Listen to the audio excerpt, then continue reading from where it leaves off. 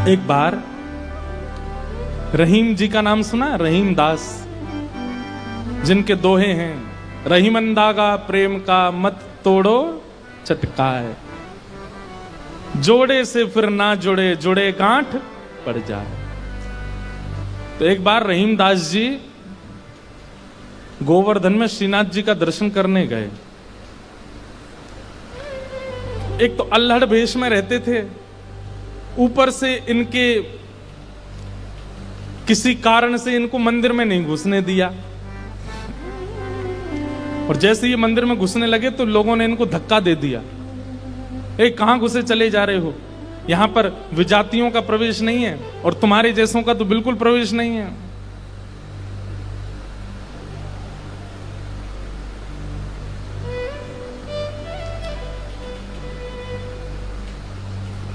रहीम जी को इतना क्रोध आया, ठाकुर जी को ही सुनाने लगे बाहर बैठ करके। बोले, आप कैसे परमात्मा हो, कैसे स्वामी हो, कैसे भगवान हो?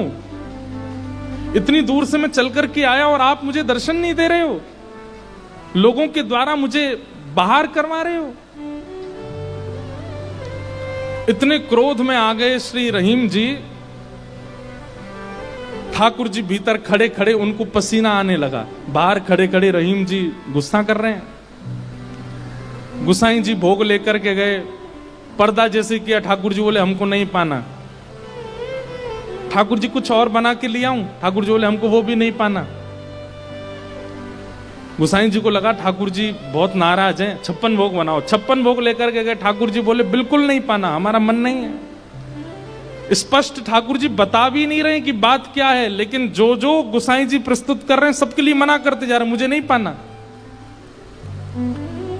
अंत में गुसाई जी ने कहा, बोले जय जय, कोई अपराध बना हमसे? ठाकुर जी मुंह फुला के बैठे हैं, कुछ नहीं बोले। बोले मैं क्यों बताऊं? गुसाई जी समझ गए, बोले कि ओहो कोई अपराध ही बना है। तुरंत सबको बुलाया, बोले भैया आज किसी का अपमान किया, किसी का अपराध किया, कुछ हुआ था क्या दिन भर में? तब द्वारपालों ने बताया, बोले महाराज आज एक आया था, वो विजातीय था, उसके वस्त्र भी अच्छे नहीं थे, वो देखने में भी अजीब सा लगा, हमको लगा मंदिर में जाके उपद्रव करेगा, इसलिए हमने घुसने नहीं दिया, हमने उसको निकाल दिया। गुसाई जी समझ गए, बोले ओहो उसी के लिए ठाकुर जी ऐसे हो रहे हैं। वो निश्चित ही ठाकुर जी का कोई परम भक्त है और उसको ठाकुर जी, वो ठाकुर जी का दर्शन करने नहीं आया था, ठाकुर जी ने उसको देखने के लिए बुलाया था, ठाकुर जी देखना चाहते थे और तुमने उसको यहां से बाहर कर दिया।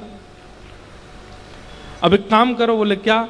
सुंदर प्रसाद बनाओ, प्रसाद बना करके सिद्ध करके, वो यहीं कहीं बैठे होंगे, ज्यादा दूर गए नहीं होंगे, उनको लेके आओ। मंदिर में प्रसाद सिद्ध हो रहा था रहीम जी को प्रसन्न करने के लिए, लेकिन ठाकुर जी इतने व्याकुल हो गए, बोले अभी तो चूल्हा जलाएंगे, कढ़ाई धरेंगे, तब कुछ बनाएंगे, तब तक रहीम जी वृंदावन पहुंच जाएंगे।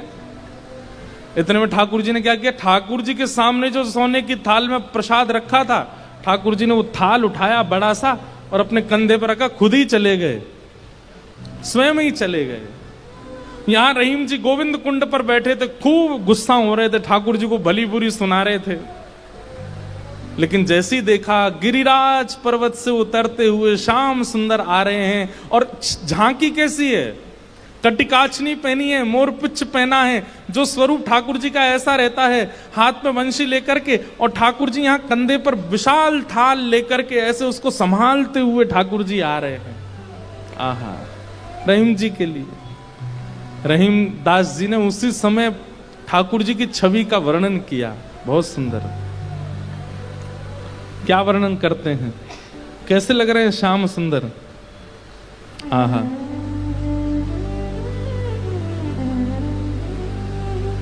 काछे काछिनी कलित मुरली कर, पीत पिछोरी साल की, बंक तिलक के सर को कीन्हो, दुति मानो विदुबाल की, ओ छवि आवन मोहन लाल की, छवि आवन मोहन लाल की, छवि आवन मोहन लाल की छवि आवन मोहन लाल आहा। हाँ काछे काछ निकलित मुरली कर पीत पिछोरी साल की बंक तिलक के सर को कीन्हो दुति मानो विदुबाल की हो छवि आवन मोहन। अरे मोय कोई वेद ध्वनि ब्रज में सुनावे तो मेरे कान इतने रीझे ना आए, लेकिन कोई प्रेम आसक्त है करके मुंह को घोरी घोरी गारी सुनावे सो मैं तो वह के सामने प्रकट है जाऊं। वाह हो छवि आवन मोहन लाल की छवि आवन मोहन आहा। लाल। और थाल सामने रख करके ठाकुर जी वहां से अंतर ध्यान हो गए, लेकिन रहीमदास जी की स्थिति ऐसी वो तो उसी छवि में छके हुए बैठे हैं, थाल सामने रखा है। इतने में गुसाई जी अपने असंख्य सेवकों के साथ खूब सारा प्रसाद बना करके लाए। रहीम जी के पास जैसे ही पहुंचे तो देखें यहाँ तो पहले से ही थाल रखी, और ये वो थाल है जो श्री जी बाबा की है, श्रीनाथ जी की है। नेत्र बंद हैं और एक कोई सामग्री लेकर के प्रेम से रहीम जी पा रहे हैं। गुसाई जी बोले रहीम जी ये थाल आपके पास आई कैसे? आहा। बिसरत नाही सखी मोमन सो चितवन बैन विशाल की। बैन मतलब बैन कहीं कहीं ये अधर का जो अंतिम छोड़ होता है इसको बैन कहते हैं। ठाकुर जी के ये कैसे बोले इतने मधुर हैं कि जब ये ठाकुर जी मुस्काते हैं ना तो वो जो अंतिम छोड़ है वो इतना प्रिय लगता है ठाकुर जी के मुखमंडल का कि वो मेरे नेत्रों से जा नहीं रहा है। विसरत नाही सखी मोमन सो चितवन बैन विशाल की। नीकी हसन अधर सधरन छवि छवि सुमन गुलाब की हो छवि आवन मोहन लाल की छवि आवन मोहन लाल की। और जल सो डार दियो पुत्रिन पे डोलन मुक्ता माल की। जल सो डार दियो पुत्रिन पे डोलन मुक्ता माल। आप मोल बिन मोलन डोले बोलन मदन गोपाल की। आप मोल बिन मोलन डोलन बोलन मदन गोपाल की। हे छवि आवन मोहन लाल की छवि आवन मोहन लाल की। आहा। आप मोल बिन मोलन डोलन बोलन मदन गोपाल की। इतने मूल्यवान श्री ठाकुर जी यहाँ पर बिनमोल की तरह डोल रहे थे, बोल रहे थे, चल रहे थे, बैठे थे। गुसाई जी को बता रहे हैं रहीम जी इतने मूल्यवान ठाकुर जी यहाँ पर बोल रहे थे, डोल रहे। देखो वो चरण चिन्ह दिख रहे हैं, यहाँ देखो, यहाँ से चंदन की सुगंधी आ रही, यहाँ बैठ गए थे आके और ऐसे मधुर स्वर बोल रहे थे कि अब मैं किसी और को सुनना नहीं चाहता उनके आगे। अरे यह स्वरूप निरखे सोई जाने। अरे जिसने वो स्वरूप देखा होगा, यह स्वरूप निरखे सोई जाने, यही रहीम के हाल की। यह स्वरूप निरखे सोई जाने, यही रहीम के हाल की। ओ छवि आवन मोहन लाल की छवि आवन मोहन लाल की। वहां रहीम जी के नेत्र सजल हैं और यहाँ गुसाई जी के सुनते सुनते नेत्र सजल हो गए। वाह ठाकुर जी आपकी लीला। यहां हम इतनी सामग्री सिद्ध कर रहे थे रसोई में, लेकिन आपसे इतनी प्रतीक्षा भी नहीं हुई, आप अपनी थाल लेकर के आ गए और ऐसी लीला करके गए रहीम दास जी के पास आकर के। ऐसे हमारे ठाकुर जी। वृंदावन धर्म अर्थ काम और मोक्ष सबसे परे है। वृंदावन के लिए तो केवल प्रेम जागृत हो जाए चित्त में, अत्यंत प्रेमी हो जाओ आप, और वो प्रेम ऐसा छकेगा। आप प्रेमी हो गए, इसका प्रमाण क्या है? अरे श्याम वर्ण की कोई वस्तु कहीं दिख जाएगी, ऐसा लगने लगेगा ये कितने सौभाग्यशाली कि इनका श्याम वर्ण है, कृष्ण ने अपना वर्ण दे दिया है। किसी में दोष नहीं दिखेगा, सब में गुण दिखने लग जाएगा। मौन रहने का मन करने लगेगा। जब जब कृष्ण नाम ध्वनि होगी, ताल कैसी, स्वर कैसा, राग कैसा, उस पर ध्यान नहीं जाएगा, बस नृत्य करने का मन करेगा। वाणी गदगद हो जाएगी, सुनते सुनते कथा नेत्र सजल हो जाएंगे। प्रेम के बड़े लक्षण हैं, वो सब लक्षण धीरे धीरे प्रकट होने लग जाएंगे। बस वो प्रकट होने लग जाएं, फिर उसके बाद कहीं और मत रहिए, फिर तो वृंदावन आ जाइए, क्योंकि और कहीं रहेंगे तो पागल घोषित कर दिए जाओगे। केवल वृंदावन स्वीकार करेगा फिर। हो छवि यावन मोहन लाल की, छवि यावन मोहन लाल की। वेद व्यास जी महाराज ने भागवत जी की रचना की और विचार किया कि घर घर में जन जन तक कैसे पहुंचाऊं।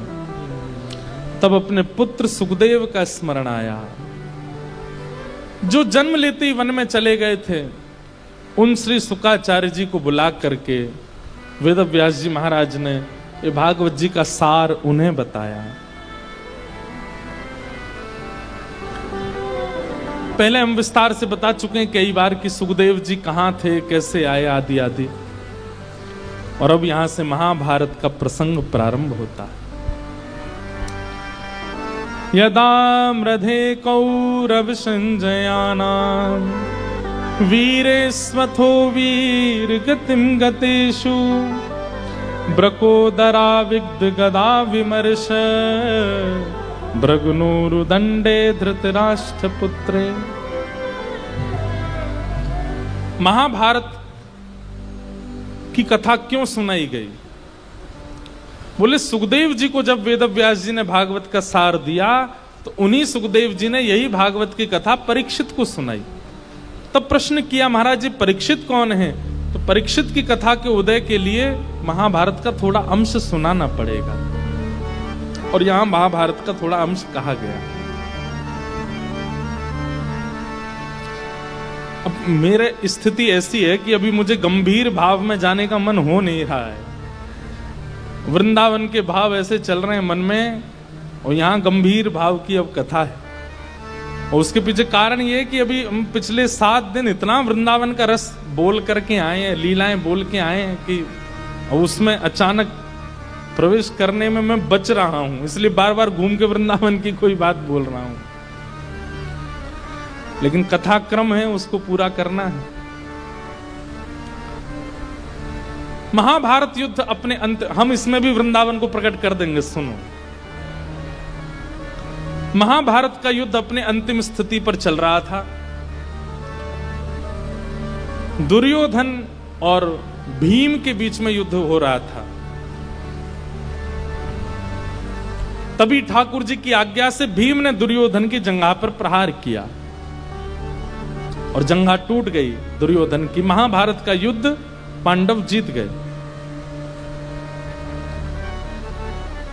लेकिन दुर्योधन मरा नहीं है, अभी जांग टूटी थी उसकी, खड़े रहने लायक नहीं बचा था। बदले की भावना उसके चित्त में प्रकट होने लगी और मन में विचार करने लगा कि मैं युद्ध में तो नहीं मार पाया, लेकिन मरते मरते पांडवों के साथ ऐसा तो कुछ कर जाऊं कि ये भी राज्य गद्दी पर ना बैठ पाए। बंधुओं, एक बात हमारी बहुत ध्यान से सुनो, इधर देखो सब लोग। इस प्रकार की भावना यदि कभी मन में आती है बैठे बैठे, लेटे लेटे, कि मुझे नहीं मिला तो उसको भी नहीं मिलना चाहिए। आप ये समझ लीजिए कि आप उस वक्त बिल्कुल एंड पॉइंट पर हो। स्वधर्म स्वभाव, मधुरता सब खत्म हो चुकी है आपके अंदर, तभी ये भाव प्रकट हुआ है। आप सब अपने आप को भली भांति जानते हैं। हम आपको चेतावनी दे रहे हैं, कभी भी ऐसी भावना अगर चित्त में आ जाती हो, मैं नहीं बैठ पाया या मुझे नहीं प्राप्त हुआ, मैं नहीं हासिल कर पाया, तो उसको भी नहीं होना चाहिए। देखो, मजाक के रूप में हो तो अच्छा है, उसमें कोई दिक्कत नहीं। जैसे बैठ जाओ भैया, लाला बैठन दो सबको, यहां ज्यादा मूवमेंट मत करो, बैठ जाओ लाला, ओ लाला भैया मेरे, हाँ जाओ जाओ बैठ जाओ, आप लोग बैठ जाओ भैया, जैसे जगह मिले सबको। हम क्या बता रहे थे, ध्यान से सुनो।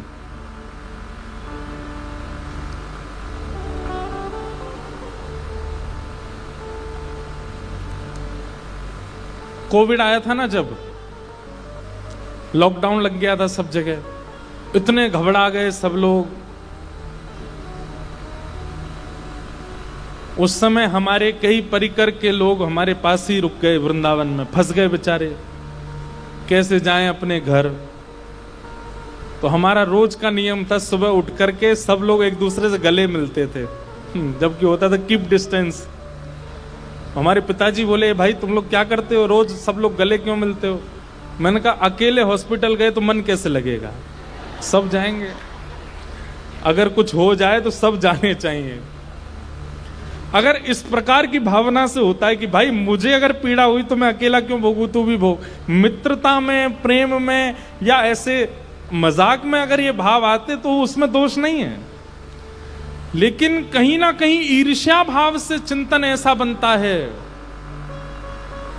कि मेरा नहीं तो किसी का नहीं। पाप का प्रारंभ उसी समय हो जाएगा। अगर उस समय आपने उस भाव को नहीं रोका, नहीं नष्ट किया, तो आप राक्षस की साक्षात प्रतिमूर्ति बन जाओगे। दुर्योधन के अंदर सारे अवगुण आ चुके हैं, लेकिन आज जो अवगुण प्रकट हुआ है, इसने दुर्योधन का सर्वनाश कर दिया।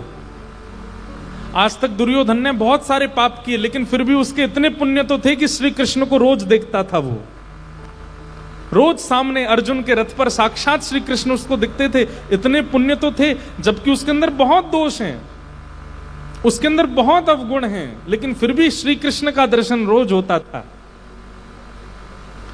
लेकिन आज उसके अंदर जो भाव प्रकट हुआ, क्या कि अगर हस्तिनापुर की गद्दी पर मैं नहीं बैठ पाया तो ये पांडव भी नहीं बैठने चाहिए, इनको सोते हुए मार दो।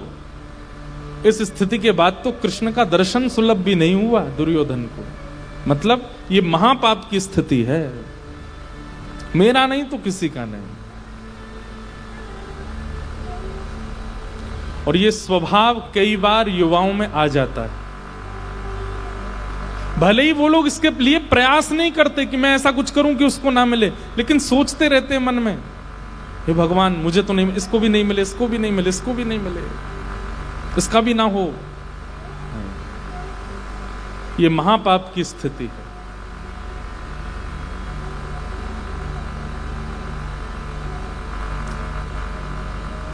दुर्योधन की जंघा टूट गई और दुर्योधन उस समय अश्वत्थामा से कहता है, अश्वत्थामा बहुत हो गया धर्म युद्ध, अब अधर्म युद्ध होना चाहिए। और वो कैसे होगा? बोले रणभूमि में नहीं मार पाए हम 500 पांडवों को, लेकिन सोते हुए 500 पांडवों को मार सकते हैं। हस्तिनापुर की गद्दी पर अगर हम नहीं बैठे तो ये भी नहीं बैठ पाएंगे, हम इनको भी लायक नहीं छोड़ेंगे, जाओ सोते हुओं को मार दो। और अश्वत्थामा ने भेज दिया।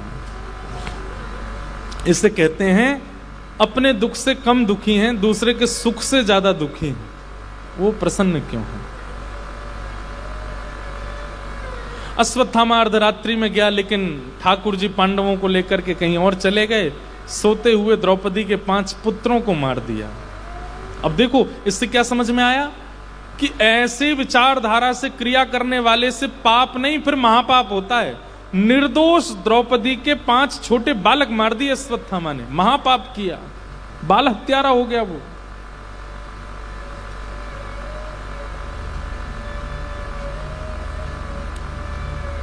प्रातःकाल का समय हुआ, पांडवों को पता चला कि द्रौपदी के 5 पुत्र मारे गए।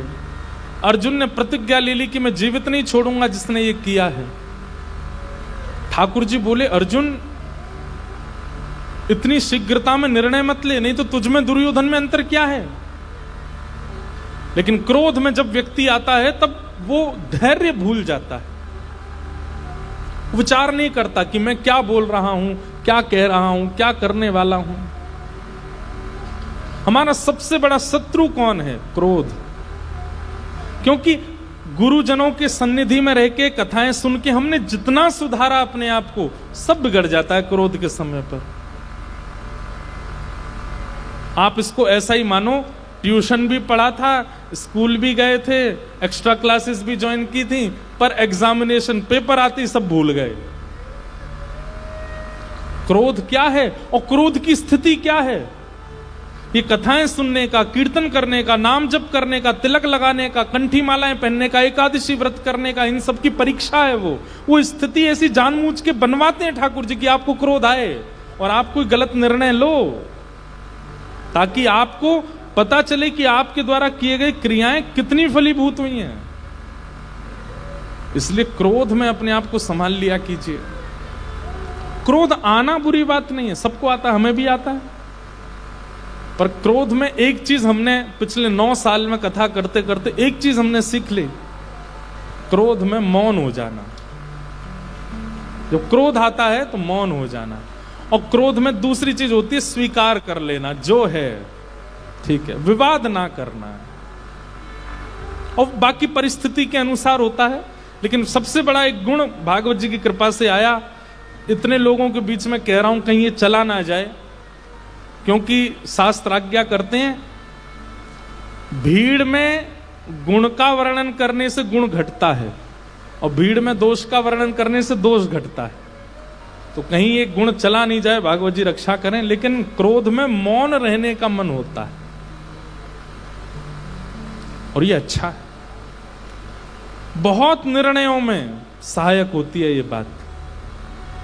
ठाकुर जी अर्जुन को समझा रहे हैं, अर्जुन क्रोध मत कर, लेकिन अर्जुन ने ठाकुर जी की सुनी नहीं, प्रतिज्ञा ले ली कि मैं जीवित नहीं छोड़ूंगा। और जब पकड़ा गया अश्वत्थामा और हाथ पैर बांध करके प्रस्तुत कर दिया गया सभा में, इसी ने मारा है बालकों को, अर्जुन अपनी तलवार निकाल करके उसका सर धड़ से अलग करना चाहता है। लेकिन तभी कोई बुजुर्ग आज्ञा करता है कि पहले मां की आज्ञा होगी तो ही उसके बालकों के हत्यारे को मारा जा सकता है, पहले द्रौपदी से पूछो। द्रौपदी से पूछा तो द्रौपदी स्पष्ट मना कर देती है। उवाच चास हन्तस्य वंधनानयनम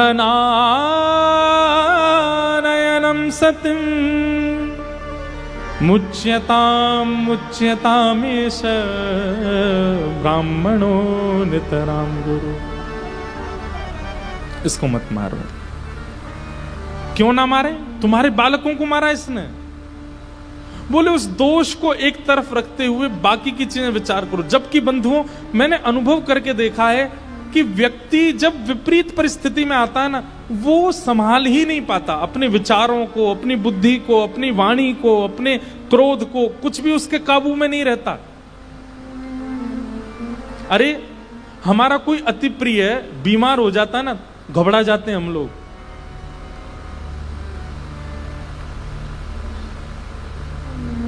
उस समय पता चलता है कि आपका सत्संग कितना फला आपको। वो धैर्यता जो आपकी नष्ट हो जाती है ना हृदय की, वो बताता है कि आपकी एकादशी सारी व्यर्थ थी, केवल दिखावा था, कुछ नहीं हो पाया। क्योंकि कई बार ऐसा होता है कि इतने लोग जुड़े हैं, किसी किसी के घर में कोई ना कोई विषम परिस्थिति आती है, वे लोग जब बात करते हैं तो महाराज जी गिरधर लाल जी ने ऐसा कर दिया, ऐसा कर दिया, हमने क्या बुरा किया उनके साथ, हम इतनी कथाएं आपकी सुनते हैं, हमारे साथ ऐसा क्यों हो रहा है। उस समय तो हम कोई ज्ञान नहीं दे सकते, लेकिन मंच पर हम बोल सकते हैं कि इतना धैर्य आपका टूटना ये बताता है कि आपका कथा का और एकादशी व्रत आदि नियमों का कोई फल नहीं मिला। ये धैर्य कहां चला गया? द्रौपदी को देखिए, ठाकुर जी क्यों रीझ गए द्रौपदी से? उसके 5 बालक मरे पड़े हैं सामने, और वो द्रौपदी क्या कह रही है, इसको मत मारो, क्यों, हमारे गुरु का बेटा है। और गुरुपुत्र गुरु समान होता है। आत्मा वही जायते पुत्र अर्जुन। विचार करो, जिन्होंने धनुष उठाना सिखाया, बाण रखना सिखाया, चलाना सिखाया, वो गुरु जिनकी वजह से तुम गांडीव धनुषधारी अर्जुन कहलाते हो, उनका पुत्र है वो, उसको मत मारो। दूसरी बात द्रौपदी कहती है, ये भी किसी मां का बेटा है। और रही बात, इनकी मां विधवा है, उनके पति नहीं है। हमारे गुरु मारे जा चुके हैं युद्ध में, मां विधवा, एक पुत्र है बस, और इसको भी मार दोगे तो वो अकेली नारी। मेरा कष्ट मुझे दिख रहा है, मेरे 5 बालक मरे, पर मुझे संभालने के लिए 5 पति हैं। इनके पुत्र को तुम मार दोगे, इसको मार दोगे, इनकी मां को कौन संभालेगा? उनके पति भी नहीं है और बेटा भी नहीं है। मेरी हाथ जोड़ के प्रार्थना, इसको मत मारो। ठाकुर जी उस समय इतने गदगद हो गए, इतने प्रसन्न हो गए, प्रेमाश्रु, ठाकुर जी के नेत्र लाल पड़ गए और धीमे धीमे अश्रु गिरने लगे ठाकुर जी के नेत्रों से। बोले, गीता सुनाई अर्जुन को, लेकिन फली द्रौपदी को है। आज इसका निर्णय देखो। भगवान ने भरी सभा में द्रौपदी को हृदय से लगाया। बंधुओं, अनुकूल परिस्थिति में आप क्या निर्णय लेते हो, क्या खाते हो, क्या पीते हो, कहां बैठते हो, क्या एक प्रकार से ये समझो ये चीटिंग है। बहुत ध्यान से समझिएगा। आप जैसा चाहते हो खा रहे हो, जहां चाहते हो बैठते हो, जहां चाहते हो घूमते हो, जैसे चाहे सोते हो, जिससे चाहो मिलते हो। ये एक प्रकार से मानो कि क्लास टीचर की सिर उस तरफ घूमा हुआ और आप चीटिंग कर करके पूरा क्वेश्चन हल कर रहे हो, लेकिन जैसे क्लास टीचर आपकी ओर देखेगा, पेन हिल नहीं पाएगा आगे। जब प्रतिकूल आती हैं परिस्थितियां, तब समझो ठाकुर जी आगे चेयर लगा के बिल्कुल आंख में आंख गाड़ के देख रहे हैं। बोल, अब कर, अब क्या करेगा? और उस समय भी यदि कोई व्यक्ति अपने उस जीवन रूपी प्रश्न पत्र का हल करता है, ठाकुर जी उठ करके हृदय से लगा लेते हैं। आज द्रौपदी ने वो करके दिखाया। इस परिस्थिति को भगवान ना करे, जीवन में कोई मां अनुभव करे कि उसके संतान उसके नेत्रों के आगे ना रहे। क्या पीड़ा होती है मां को, ये मां जानती है। लेकिन उस परिस्थिति में एक मां अपना धैर्य नहीं खो रही है। ठाकुर जी ने हृदय से लगाया द्रौपदी को, और द्रौपदी को एक नया नाम दे दिया। बोले, द्रौपदी, विश्व मुझे कृष्ण कहती है, और कृष्ण कहकर के विश्व का कल्याण होता है। तेरा नाम कृष्णा, अगर कोई कृष्णा भी कहेगा तो उसका भी कल्याण हो जाएगा। आज तेरी परिस्थिति देख करके मैंने अनुभव किया, कृष्णा नाम द्रौपदी का। निरीक्ष कृष्णाप कृतम गुरु सुतम बामस्व भावा कृपया नाम च। कृष्णा नाम है द्रौपदी का। भगवान को बहुत प्रिय है द्रौपदी। ये वही द्रौपदी है जिसको भीष्म पितामह के दर्शन कराने ठाकुर जी ले जाते हैं, तो चलने में थोड़ी धीमे चल रही थी। क्यों? जूतियां पहनी है उसने। ठाकुर जी कहते हैं, रुक यहीं पर, नीचे पैर ऊपर कर अपने। द्रौपदी कहती, नहीं नहीं नहीं, आप परमात्मा हो। भगवान बोले, चुपचाप खड़ी हो जा, चल ला। उसकी जूतियां उतारते हैं और अपनी ऐसे बगल में दबा लेते हैं और कहते हैं, अब जल्दी जल्दी चल, भीष्म पितामह के पास जाना आशीर्वाद लेने। ठाकुर जी उसकी जूती उठा लेते हैं, अर्धरात्रि में जाकर के उसको उठा करके कहीं घुमाने ले जाते हैं, उससे बैठ करके बातें करते हैं, उसके साथ उसी की थाली में भोजन कर लेते हैं। इतना सुख तो, इतना प्रेम तो ठाकुर जी किसी को नहीं देते जितना द्रौपदी को देते हैं।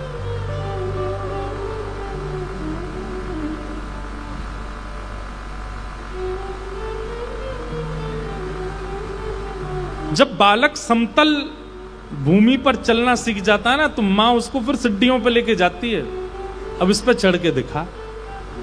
और जब उस पे भी चढ़ जाता है तो मां बड़ी प्रसन्न हो जाती है। ठीक वैसे ही ठाकुर जी को जब पता चल जाता है अब ये अनुकूल परिस्थिति सह लेता है, तो फिर प्रतिकूलता देते हैं।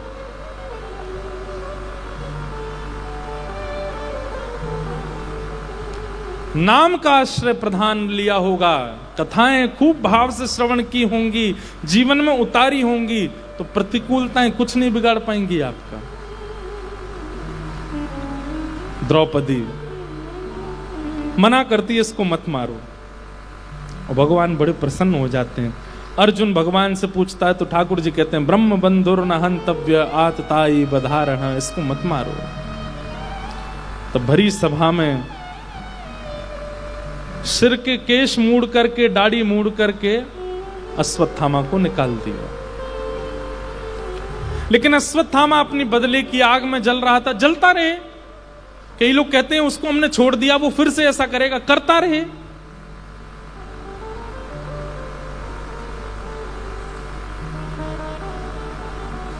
अश्वत्थामा ने किया। मुक्त होने के बाद भी अश्वत्थामा गया और मन में विचार करने लगा, ऐसा क्या करूं कि पांडवों का सर्वनाश हो जाए। 5 बालक तो मैंने मार दिए, कोई बचा इनके यहां? तब पता चलता है, अरे उत्तरा गर्भवती है, अर्जुन की बहू, पुत्र वधू अभी गर्भवती है। अगर उसके बालक को मैं मार दूं तो इनके वंश में कोई नहीं बचेगा। उत्तरा विधवा हो चुकी है, उसके पति को मार दिया था अभिमन्यु को, वो सगर्भा है, अपने गर्भ के बालक को जन्म देने जा रही है। और तभी अश्वत्थामा ब्रह्मास्त्र छोड़ देता है उत्तरा के गर्भ के बालक को मारने के लिए। और यहां स्थिति है कि ठाकुर जी पांडवों को व्यवस्थित करके द्वारिका जा रहे थे, तभी उत्तरा को ब्रह्मास्त्र आता दिखाई दिया। दौड़ी दौड़ी ठाकुर जी के चरणों में गई। पाहि पाहि महायोगिन देव देव जगतपते, नान्यम तद्भयम पश्ये यत्र मृत्यु परस्पर। दोनों भुजा उठा करके ठाकुर जी को पुकारा, नाथ मुझे बचाओ, और मैं भले ही मर जाऊं लेकिन मेरे गर्भ के बालक को बचाइए। लाज रखो गिरधारी, मोरी लाज रखो गिरधारी। एक बात कहें बंधुओं, मैं हर कथा में मना करता हूं, ठाकुर जी शिकायत मत किया करो, जो मिले सह लिया करो। लेकिन कभी कभी ऐसा हो जाता है जीवन कि सहते सहते सहते भी आप थक जाते हो, अब क्या करें।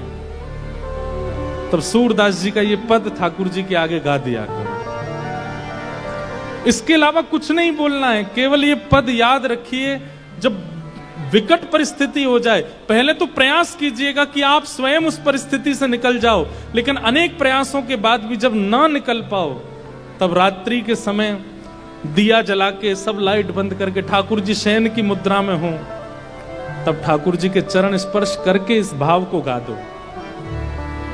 जैसी लाज राखी अर्जुन की, जैसी लाज राखी अर्जुन की, जैसी लाज राखी अर्जुन की, जैसी लाज राखी अर्जुन की।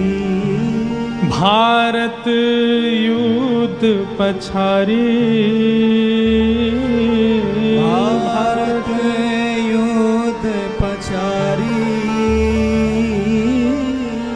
सारथी हो के रथ को हांक्यो, सारथी हो के रथ को हांक्यो, सारथी हो के रथ को हांक्यो, सारथी हो के रथ को हांक्यो। चक्र सुदर्शन धारी, भक्त की एक न तारी, मोरी लाज रखो गिरधारी, मोरी लाज रखो गिरधारी। और जैसी लाज राखी द्रौपदी की जैसी लाज राखी द्रौपदी की। बंधुओं, द्रौपदी की स्थिति भरी सभा में निर्वस्त्र हो रही है। 5 पति हार गए हैं। भीष्म पितामह, कृपाचार्य, ये सब नीची नजर करके बैठे हैं और दुशासन खींचता जा रहा है द्रौपदी के वस्त्रों को। उस समय द्रौपदी रजस्वला अवस्था में है।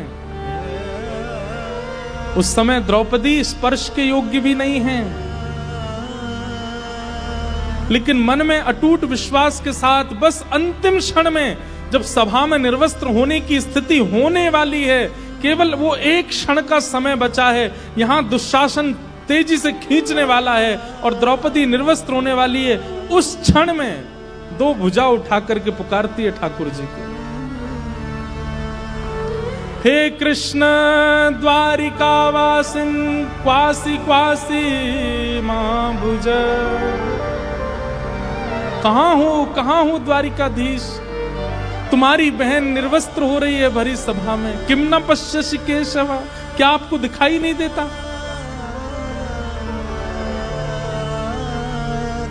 और उस भरी सभा में जहां पूरा समाज रजस्वला होने के लिए कितने नियम बना देता है, स्वयं शंख चक्र गदा पद्मधारी ठाकुर जी वस्त्र बन करके आ गए और लिपट गए द्रौपदी के अंग से। दुशासन की भुजा थकित भई वसन रूप भय श्याम। निर्वस्त्र नहीं होने दिया द्रौपदी को। जैसी लाज राखी द्रौपदी की, जैसी लाज राखी द्रौपदी की। होन ना दीनी उघारी, होन ना दीनी उघारी। खेचत खेचत 2 भुज हारे, खेचत खेचत 2 भुज हारे। दुशासन पछधारी, हाँ चीर बढ़ायो मुरारी। मेरी लाज रखो गिरधारी, मोरी लाज। और अंतिम पंक्ति बड़ी अद्भुत है इस पद की। सूरदास की लाज रखो प्रभु, सूरदास की लाज रखो प्रभु। सूरदास की लाज रखो प्रभु, सूरदास की लाज रखो। अब को है रखवारी, अब को है रखवारी।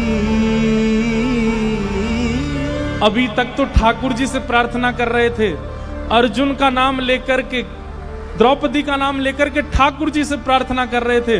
लेकिन अब भी जब ठाकुर जी नहीं आए तो सूरदास जी पूरा पद गाते गाते अंत में अपनी प्रार्थना की स्थिति बदल देते हैं।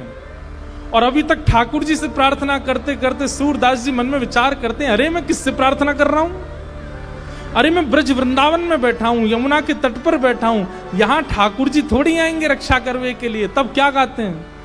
राधे राधे सुमिरन प्यारे, राधे राधे सुमिरन प्यारे। श्री राधे राधे सुमिरन प्यारे, राधे राधे सुमिरन प्यारे। श्री वृषभानु दुलारी, मैं शरण में आयो तिहारी। श्री वृषभानु दुलारी, और मैं शरण। जैसे ही राधे राधे सुमिरन प्यारे श्री वृषभानु दुलारी जैसे ही सूरदास जी ने गाया, इतने में ठाकुर जी प्रकट हो गए। प्रकट होकर के हाथ पकड़ लियो, अरे मैं आ तो गयो, तू किशोरी जी को श्रम काई को दे रहो है। सूरदास जी बोले, जब तक किशोरी जी को नाम नहीं लियो जाए आप आओ ही नहीं हो, या हमारी किशोरी जी को स्मरण करनो पड़ो।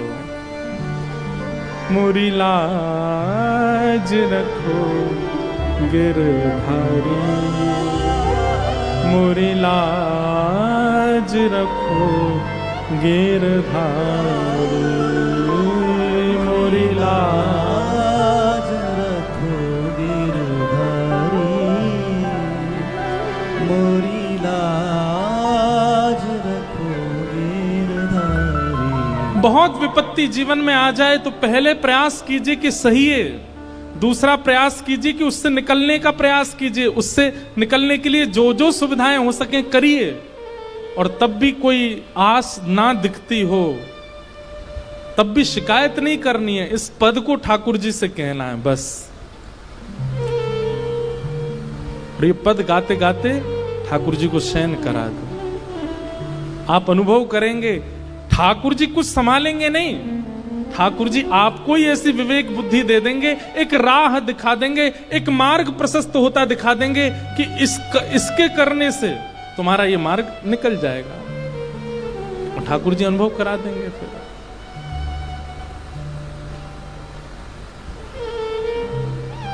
आज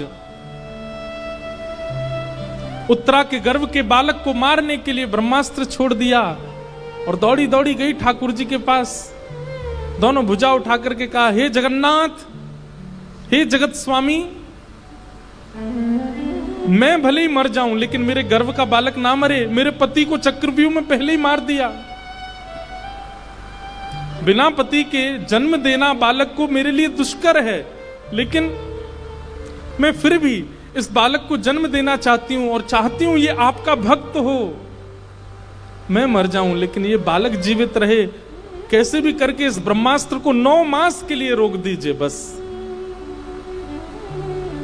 उत्तरा की उस करुण पुकार, और उसमें भी ये बालक आपका भक्त हो, इसमें अभिमन्यु की छाया है। ये सब शब्द सुनकर के ठाकुर जी का हृदय करुणता से भर गया और भगवान अपनी चक्रा नाम की गदा को लेकर के उत्तरा के गर्भ में प्रवेश कर गए। इतनी द्रुत गति से घुमाया, उस बालक की रक्षा हो गई और ब्रह्मास्त्र आकाश में ही नष्ट हो गया। बंधुओं, एक बात आपको कहें, ठाकुर जी ने इस विषम परिस्थिति में उनकी रक्षा की, वहां सुदर्शन चक्र से रक्षा की, वहां गदा से रक्षा की, यहां ऐसे, ये सब भाव हमारे ब्रज में स्वीकार नहीं है। हमारे ब्रज की पद्धति अलग है। हमारे ब्रज में तो सह लेंगे लेकिन ठाकुर जी से नहीं कहेंगे, ये बात प्रधान है। हमारे ब्रज में आप किसी भी आश्रम में जाओ, वहां पर भंडारा क्यों कराते हैं बताओ? वृंदावन में किसी भी आश्रम में प्रसादी मिल जाएगी आपको, उसके पीछे कारण क्या है? बोले तुम खा लो, झिक्के पी लो, पेट भर लो, ठाकुर जी से कुछ मत कहना, हम तुम्हें सब खिला पिला के बढ़िया तंदुरुस्त कर देंगे। तुम कहो तो शरबत पियो, वृंदावन में शरबत मिल रहे होंगे अभी, खूब सुंदर सुंदर ठंडाई बट रही होंगी जगह जगह, खाओ पियो आनंद करो, ठाकुर जी से कुछ मत कहना। इसलिए वृंदावन में ये भाव है, इसीलिए खिलाते पिलाते हैं, सब आनंद कराते हैं, ठाकुर जी से कुछ मत कहो। उन लीला बिहारी हैं वृंदावन, उनको बिहार करने दो। शिकायत करनी है जगन्नाथपुरी चले जाओ, द्वारिका चले जाओ, बद्रीनाथ चले जाओ, कहीं और जाओ, वृंदावन में शिकायत करने मत आओ। यहां ठाकुर जी बिहार कर रहे हैं। पुलिस वाले के घर पर जाके एफआईआर थोड़ी लिखवाते हो, क्या स्टेशन मिलना, ये घर है। ऐसी ठाकुर जी कहते हैं, जे घर है भैया, यहाँ पे शिकायत लिखवावे मत आ, शिकायत करनी और जगह बैठा हूं मैं, वहां चलो जा। वृंदावन तो केवल प्रेम में छकने के लिए आओ, वृंदावन तो केवल भाव के लिए आओ।